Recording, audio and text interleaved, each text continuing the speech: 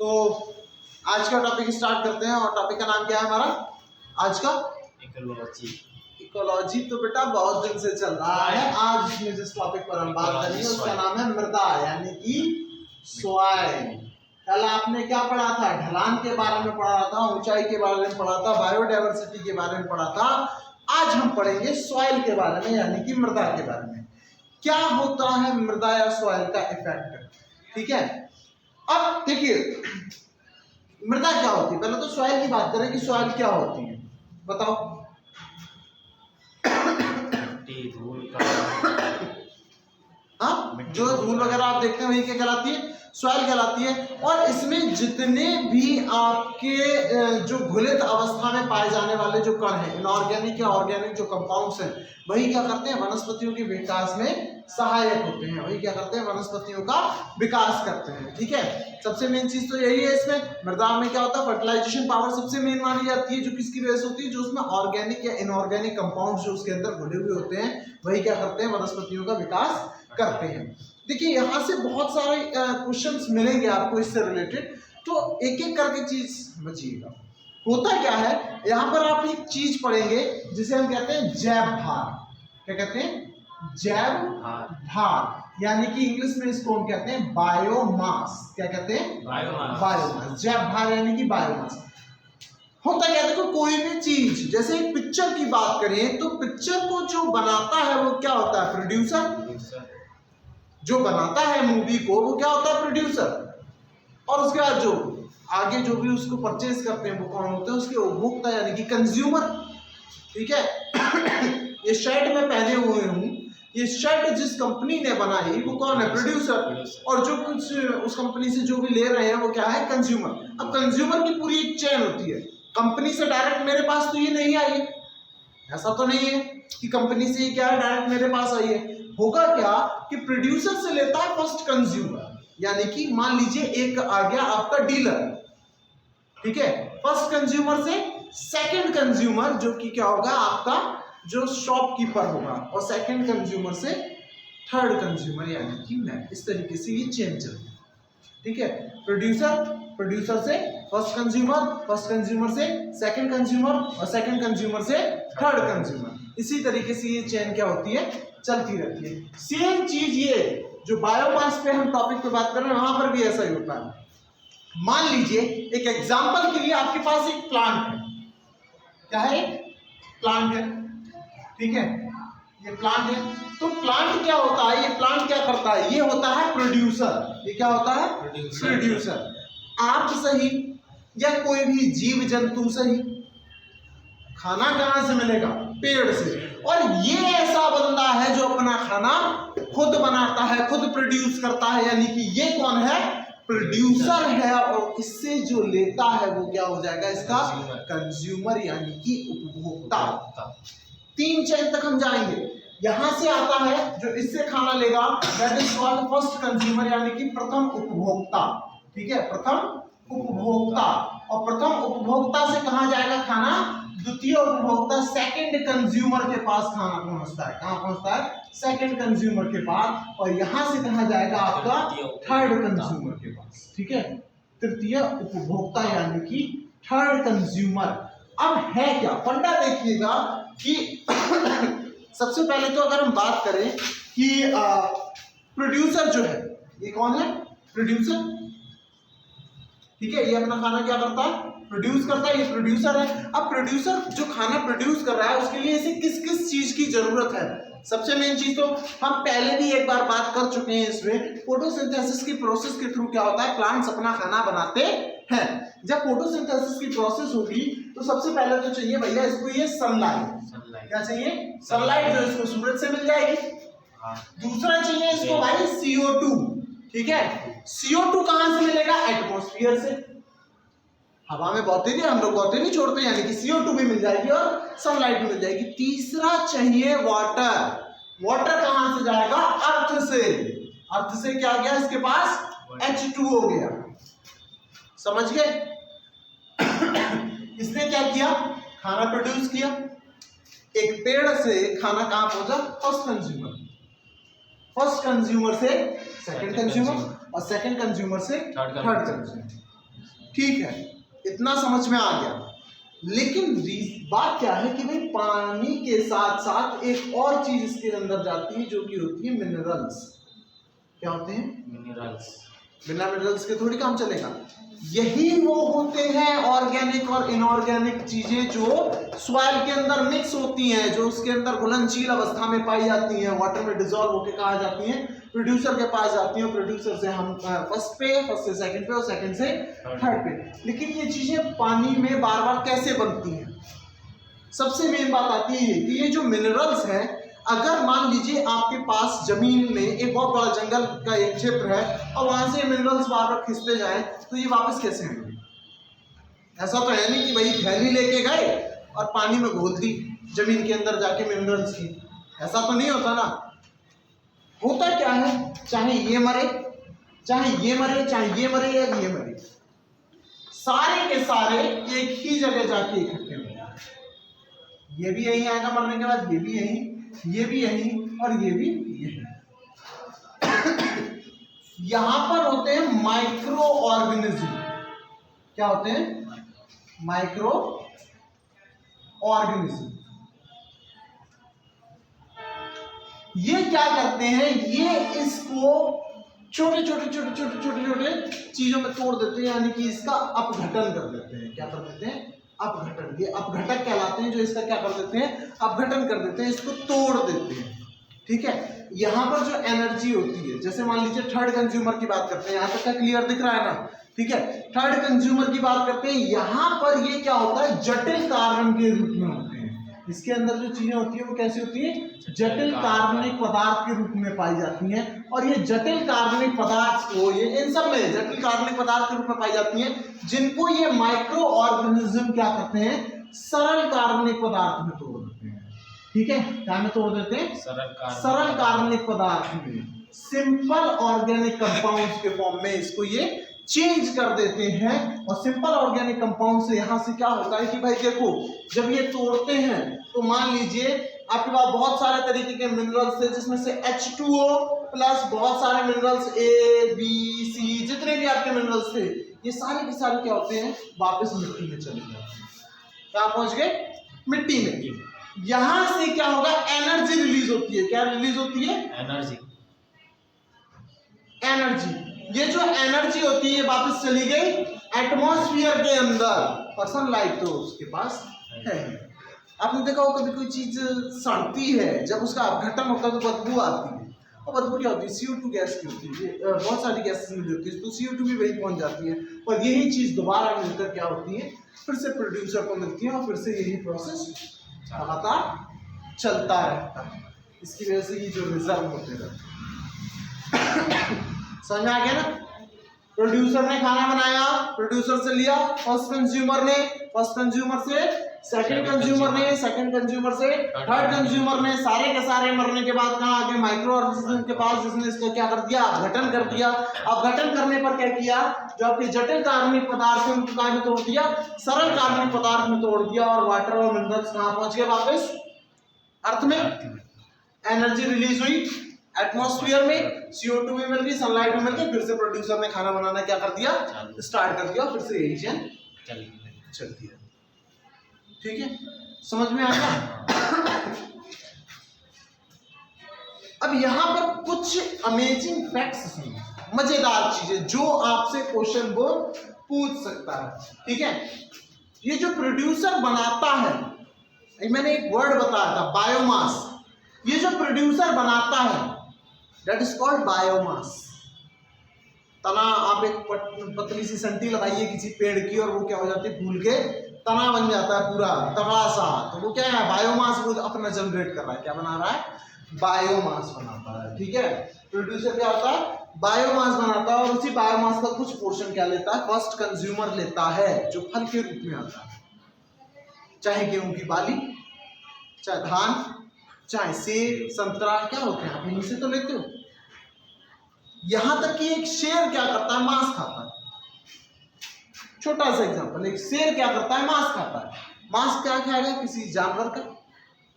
हिरन का अगर वो मांस खा रहा है तो हिरन तो घास खाता है, यानी कि प्रोड्यूसर तो यही है। अगर पेड़ पौधे खत्म हो जाए तो शाकाहारी जीव जंतु खत्म, और शाकाहारी जीव जंतु खत्म, वेजिटेरियन जब खत्म तो नॉन वेजिटेरियन अपने आप खत्म। इसकी वजह से तो सब चल रहा है। प्रोड्यूसर कौन है? यही तो है। ठीक है, कुछ लोग कहते हैं कि सर शेर तो मांस खाता है ना, वेजिटेरियन थोड़ी है, तो यहां से कैसे प्रोड्यूस हो रहा है उसके लिए खाना? भाई आप खुद सोचो, अगर आप पूरा एक फूड वेब देखते हैं या पूरा एक फूड चेन देखते हैं तो प्रोड्यूसर तो यही है। मनुष्य क्या करता है? यही तो खाता है। ऐसा नहीं कि मनुष्य नॉनवेज नहीं खाता है, लेकिन ये भी तो जरूरी है ना, बिना इसके तो वो भी नहीं चलेगा, है ना। मुर्गी का दाना आता है वो भी तो कहीं से आएगा, यहीं से तो आएगा। दलिया खाता है यहीं से तो आएगा। ठीक है, तो प्रोड्यूसर कौन होता है? मेन प्रोड्यूसर जो है वो प्लांट्स ही होते हैं। प्लांट से कहाँ गया? प्लांट्स ने बायोमास बनाया, और बायोमास कहाँ गया? फर्स्ट कंज्यूमर के पास, फर्स्ट कंज्यूमर से सेकंड कंज्यूमर, सेकंड कंज्यूमर से थर्ड कंज्यूमर के पास तक जाता है। ठीक है, थर्ड कंज्यूमर के पास क्या होता है? वो मतलब इन सबके पास क्या होता है? जटिल कार्बनिक यौगिक के रूप में, जटिल कार्बनिक पदार्थों के रूप में वो प्रेजेंट होता है, जिसको माइक्रो ऑर्गेनिज्म क्या करते हैं? सरल कार्बनिक पदार्थ, या फिर आप कह सकते हो इनऑर्गेनिक कंपाउंड्स में, या तो क्या कहते हो सिंपल कार्बन में, या फिर सॉरी सिंपल ऑर्गेनिक में, या फिर इनऑर्गेनिक में तोड़ देते हैं और वापस जहां से आए होते हैं वहीं पर चले आते हैं, पहुंच जाते हैं। ठीक है, इतनी चीज समझ में आई। होता क्या है, आप एक चीज ध्यान रखिएगा, यहां पर वो आता है कि जो प्लांट्स में जो होता है प्रकाश संश्लेषण, फोटोसिंथेसिस की प्रोसेस, उसको कौन से कलर का जो प्रकाश है वो बढ़ा देता है, यानी कि फोटोसिंथेसिस की प्रोसेस को तेज कर देता है। ये क्वेश्चन आपसे वो पूछ सकता है, ध्यान रखिएगा बहुत अच्छे से। एक नंबर में क्वेश्चन पूछेगा, ठीक है, कि जो प्रकाश संश्लेषण की क्रिया होती है, यानी कि फोटोसिंथेसिस की जो प्रोसेस होती है, उसको कौन से कलर का जो प्रकाश होती है, कौन से कलर की जो लाइट होती है वो इंक्रीज करती है। नोट कर लीजिए, नीला और लाल रंग का जो प्रकाश होता है, कौन कौन सा?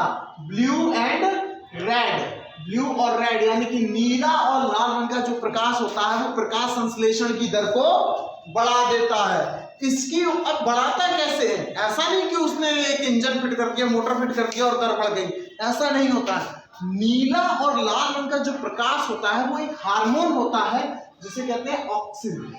ठीक है, कौन सा होता है?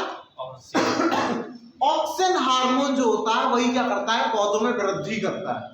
ठीक है, पौधों में कौन वृद्धि करता है? Auxin hormone. ये क्या करता है? नीला और लाल रंग का प्रकाश इस ऑक्सिन हार्मोन को क्या कर देता है? इंक्रीज कर देता है। इसकी जो बहने की दर होती है, जो श्रावण की दर होती है, उसको क्या कर देता है? बढ़ा देता है। अब जितना ऑक्सीजन का श्रावण ज्यादा होगा, जितना ऑक्सीजन ज्यादा निकलेगा, उतना ही आपका इंक्रीज जो ग्रोथ रेट होगा वो भी क्या हो जाएगा? इंक्रीज हो जाएगा, बढ़ जाएगा। समझ में आ रहा है ना? जितना ज्यादा से ज्यादा आप ऑक्सीजन रिलीज करेंगे तो ऑक्सीजन को जो रिलीज होता है वो कौन बढ़ा देता है? ब्लू एंड रेड कलर की लाइट। ठीक है, जैसे ब्लू और रेड लाइट में कोई भी प्लांट आएगा उसका ऑक्सीजन क्या हो जाता है? इंक्रीज हो जाता है, और उसकी जो ग्रोथ रेट होती है वो भी क्या हो जाती है? इंक्रीज हो जाती है। ध्यान रखिएगा एक चीज और, अगर आप पेड़ को हमेशा सनलाइट में रखेंगे वो ग्रोथ नहीं करेगा। पेड़ों की ग्रोथ रात में ज्यादा होती है और दिन में क्या होती है? कम होती है।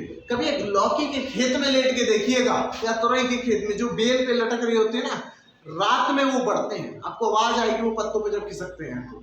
ठीक है, उसका रीजन क्या होता है कि ये जो ऑक्सीजन होता है ये सनलाइट में बहुत अधिक ज्यादा फ्लो नहीं होता है, इसका श्रावण अधिक नहीं होता है। सनलाइट बढ़ेगी, ऑक्सीजन का श्रावण क्या हो जाएगा? घट जाएगा, और आपकी जो प्लांट्स की ग्रोथ होगी वो क्या हो जाएगी? कम हो जाएगी। सनलाइट गई, ऑक्सीजन बढ़ गया, प्लांट्स की ग्रोथ बढ़ गई। ब्लू और रेड कलर की लाइट अगर आप दे देते हो सुपर सो गुड, आपके प्लांट्स की ग्रोथ क्या हो जाएगी? बहुत ज्यादा हो गई। ठीक है, समझ में आया? तो प्लांट्स की ग्रोथ में कौन सा सहायता करता है? Oxygen hormone. ठीक है, कौन सा? ऑक्सीजन हार्मोन सहायता करता है। ऑक्सीजन हार्मोन्स कौन से कलर की लाइट में सबसे ज्यादा स्रावित होता है?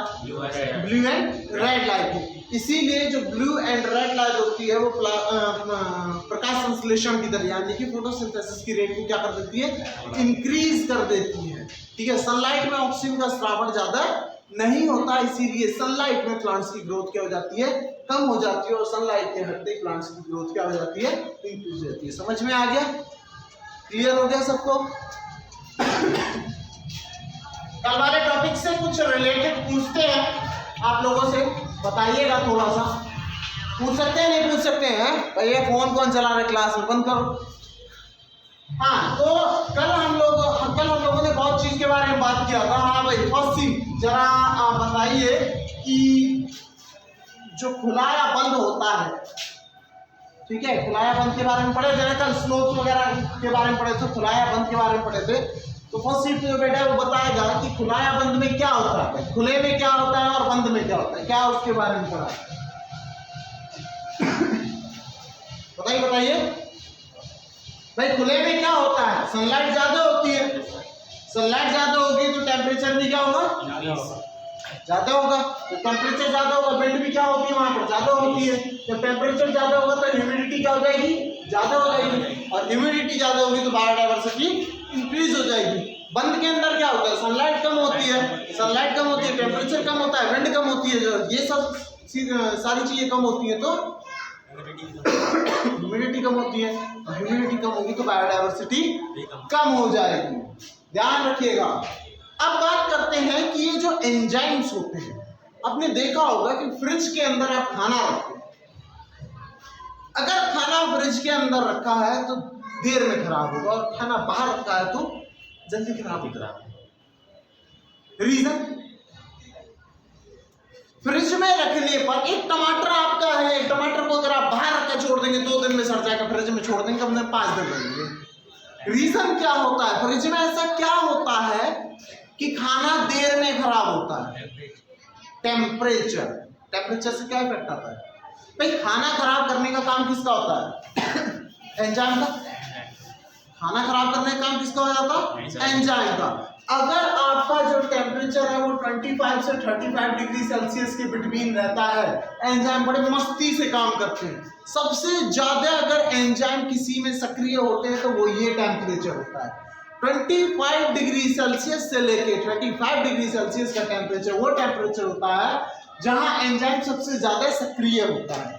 जितना टेम्परेचर को आप लो करते जाएंगे, एंजाइम की सक्रियता क्या हो जाएगी? कम होती चली जाएगी। टेम्परेचर लो होगा, सक्रियता कम होगी, एंजाइम ज्यादा काम नहीं कर पाएगा और खाना देर में खराब। फ्रिज में रखने पर क्या होता है? टेम्परेचर लो हो जाता है। जब फ्रिज में आपने खाना रखा, टेम्परेचर क्या हो गया? लो हो गया। तो टेम्परेचर लो होगा तो सिंपल सी बात है कि एंजाइम की जो सक्रियता है वो भी क्या हो जाएगी? कम हो जाएगी। और एंजाइम की सक्रियता कम होने का इफेक्ट क्या आएगा कि खाना आपका ज्यादा दिन तक वहां रह सकता है। कभी कभी आप देखते होंगे जैसे दूध वगैरह है, उसको ये भी कहते हैं कि भाई दूध को खिलाते रहो, ज्यादा देर चलेगा। होता क्या है कि किसी भी चीज का टेम्परेचर बढ़ाने पर, किसी भी चीज का टेम्परेचर बढ़ाने पर जो एंजाइम होते हैं उसका स्कंदन हो जाता है, ठीक है, जिसकी वजह से भी क्या होता है कि खाना ज्यादा देर तक चल सकता है। ठीक है, समझ रहे हैं बात को? लेकिन 25 से 35 डिग्री सेल्सियस के बीच में अगर आपका टेम्परेचर रहता है, एंजाइम सबसे ज्यादा सक्रिय होगा और इसी वजह से खाना गर्मियों में ज्यादा खराब होता है क्योंकि वहां टेम्परेचर लगभग यही रहता है। सर्दियों में खाना ज्यादा देर तक चल जाता है क्योंकि वहां टेम्परेचर इससे थोड़ा सा कम रहता है। ठीक है, समझ में आ रहा है? ताप कम करने पर सक्रियता क्या हो जाएगी? कम हो जाएगी। सक्रियता कम हो जाएगी यानी कि एंजाइम जो है वो खाने को धीरे धीरे काम करेगा तो बहुत देर में खराब कर पाएगा। ठीक है, इसी रीजन से क्या होता है कि फ्रिज में जो रखा हुआ खाना होता है वो देर में खराब होता है। समझ में आ रहा है बात को? ठीक है, इतना टॉपिक आप लोग क्लियर करेंगे। ठीक है, इतना टॉपिक क्लियर करने के बाद हम आगे की बात बाद में करेंगे। पहले जो आज पढ़ा है उसको एक बार क्लियर करते हैं, एक बार रिपीट करते हैं दोबारा से। ठीक है। सॉइल के अंदर क्या होते हैं, इनऑर्गेनिक और ऑर्गेनिक दोनों तरीके के कंपाउंड्स पाए जाते हैं। ठीक है। जो प्लांट्स होते हैं वो क्या होते हैं, प्रोड्यूसर होते हैं। प्लांट्स क्या बनाते हैं, बायोमास बनाते हैं। बायोमास जो प्लांट्स होता है उससे कहा जाता है फर्स्ट कंज्यूमर। कहाँ, फर्स्ट कंज्यूमर, फर्स्ट कंज्यूमर से सेकंड कंज्यूमर, सेकंड कंज्यूमर से, थर्ड कंज्यूमर, और सारे के सारे कहाँ आ जाते हैं, वहां तुम्हें माइक्रो ऑर्गेनिज्म के पास। प्लांट्स देखो, प्लांट्स कटा, सड़ा, गला, कुछ भी हुआ, पत्ता झड़ा, कहाँ जाएगा, माइक्रो ऑर्गेनिज्म।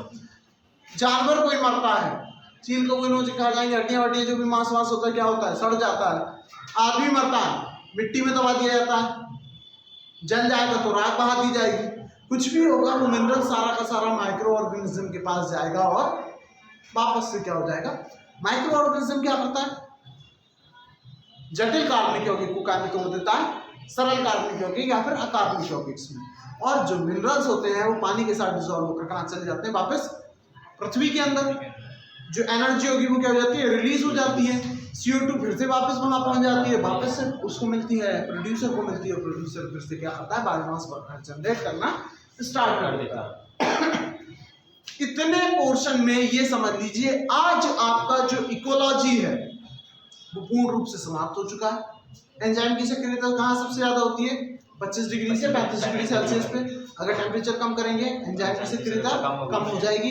अगर टेम्परेचर को बढ़ा देते हैं तो एंजाइम का क्या हो जाता है, स्कंदन हो जाता है। ठीक है।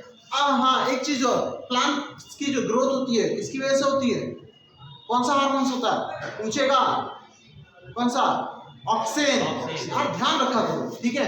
प्लांट्स का ग्रोथ कौन से हार्मोन्स की वजह से होता है, ऑक्सिन हार्मोन्स की वजह से होता है। ठीक है। कौन से लाइट में, कौन सी कलर की लाइट में प्रकाश संश्लेषण की दर होती है वो बढ़ जाती है, कौन सा होता है, red blue, red and blue. बहुत अच्छी बात है। रेड एंड ब्लू में क्या होता है, प्रकाश संश्लेषण की दर बढ़ जाती है। ठीक है। अगर आपके पास सनलाइट होगी तो प्रकाश संश्लेषण की दर कम होगी या ज्यादा, ज्यादा। प्रकाश संश्लेषण की दर क्या हो जाती है, कम हो जाती है, क्योंकि मैंने बताया था सनलाइट में क्या होता है, स्कंदन कम हो जाता है, ऑक्सीजन हार्मोन्स कम रिलीज होगा। जब रिलीज कम होगा तो ग्रोथ रेट भी क्या हो जाएगा, डाउन हो जाएगा। और सनलाइट हटेगी, ग्रोथ रेट बढ़ जाएगी, बढ़ जाएगा। यहां पर आपका इकोलॉजी कंप्लीट खत्म हो जाता है। इकोसिस्टम के बारे में हम लोग कल बात करेंगे। अगर किसी को कोई डाउट रहता है तो वो कल डिस्कस कर सकता है, बाकी घर जाके एक बार चाहो तो वीडियो देख लेना। Okay, thank you very much. आज का क्लास यही समाप्त।